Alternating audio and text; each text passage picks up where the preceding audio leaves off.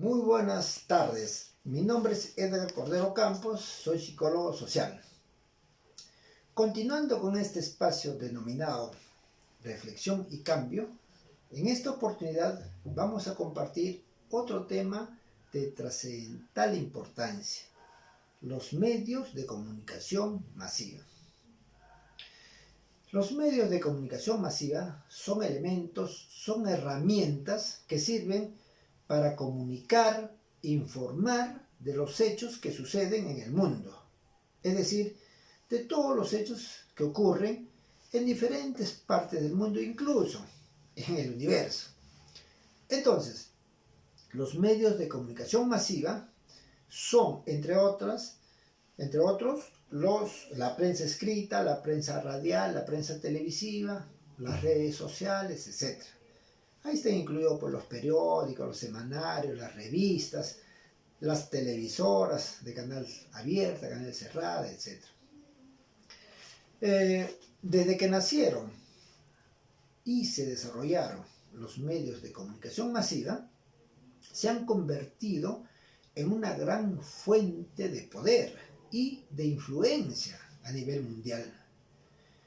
Sin embargo, los objetivos de los medios de comunicación masiva han sido tergiversados, han sido distorsionados. Los grupos de poder, tanto a nivel mundial como a nivel nacional, utilizan a estos medios de comunicación masiva para influenciar, para controlar, para manipular a la gente en función de sus propios intereses, o sea, de sus intereses económicos, políticos, etc. La manipulación, como sabemos, es un proceso psicológico. Es un acto que implica abuso de poder.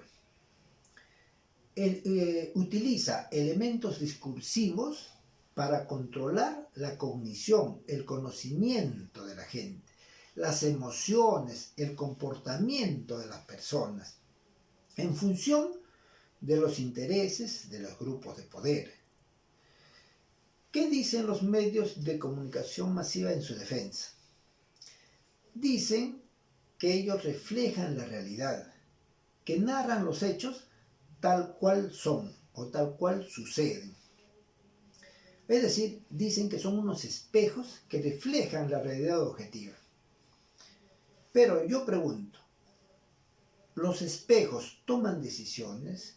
¿Los espejos ponen la agenda de qué noticias informar y qué noticias no informar? Los espejos agrandan, exageran los hechos, minimizan otros hechos. Los espejos inventan, calumnian flagrantemente. Claro que no. Por lo tanto, los medios de comunicación masiva no son espejos, no reflejan la realidad tal cual suceden. Como sabemos, para tener creencias, para tener juicios fundamentados, utilizamos nosotros el razonamiento lógico. ¿Qué es el razonamiento lógico? Se utilizan premisas para sacar conclusiones lógicas.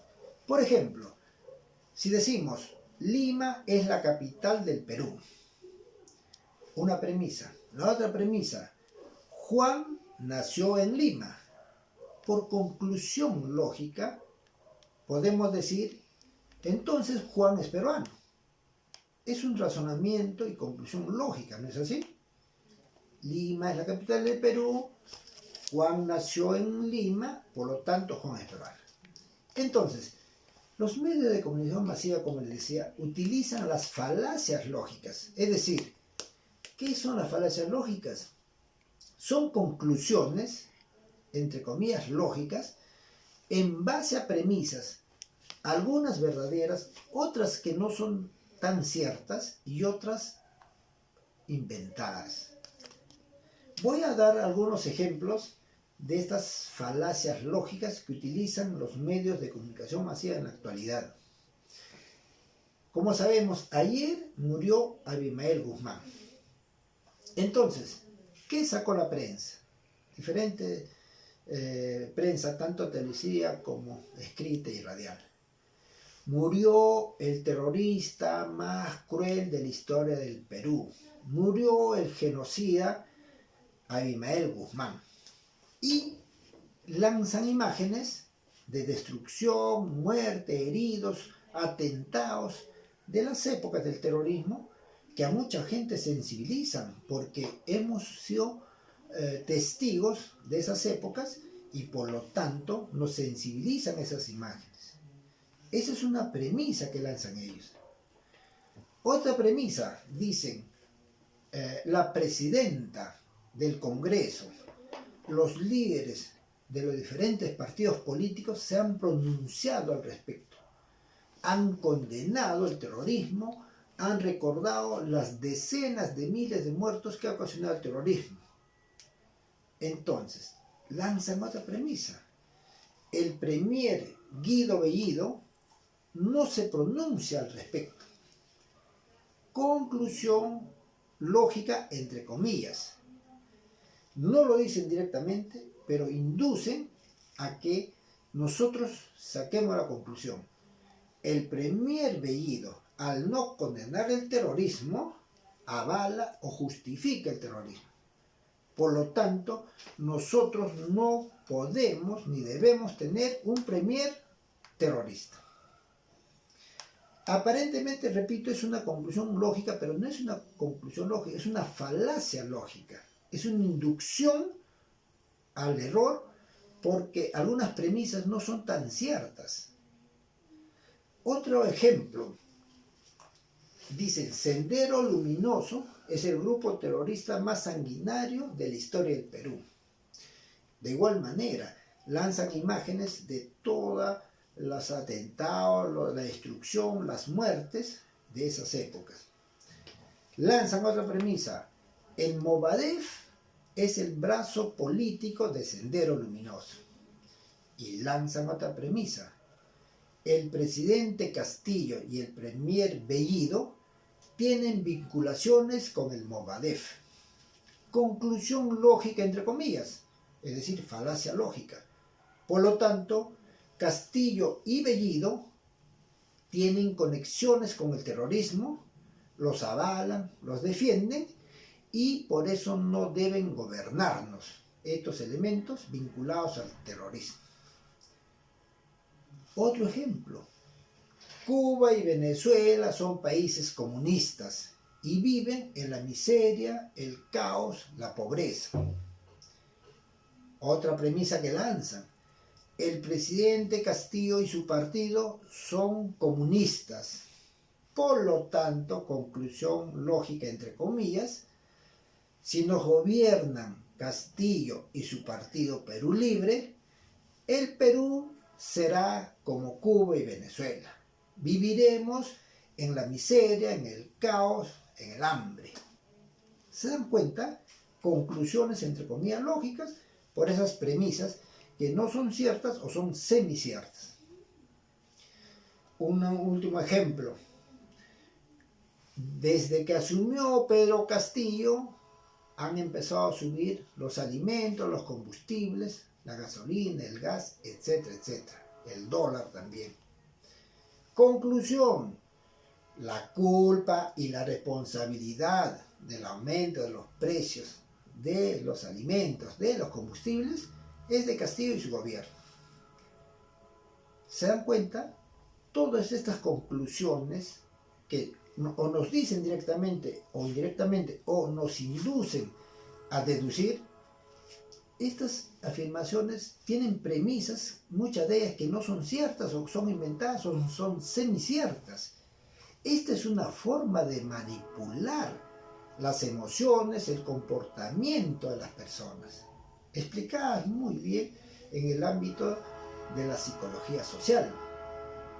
Y así podemos enumerar muchísimos ejemplos más de falacias lógicas, de manipulaciones que los grupos de poder, utilizando a los medios de comunicación masiva, lanzan, intentan controlar, manipular a la población.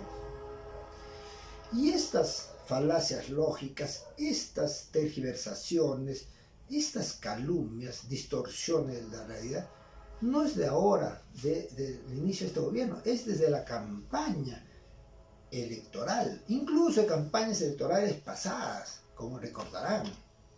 ¿Se acuerdan de la campaña electoral en la segunda vuelta?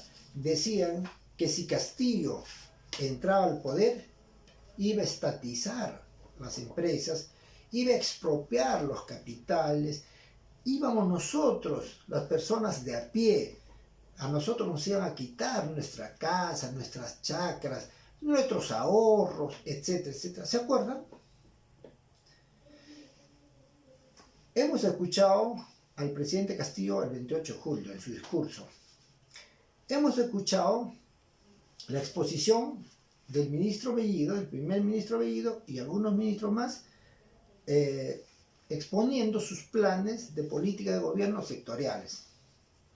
¿Alguno de ustedes ha escuchado algún proyecto, algún plan, alguna iniciativa marxista, leninista, maoísta, estatista de expropiación?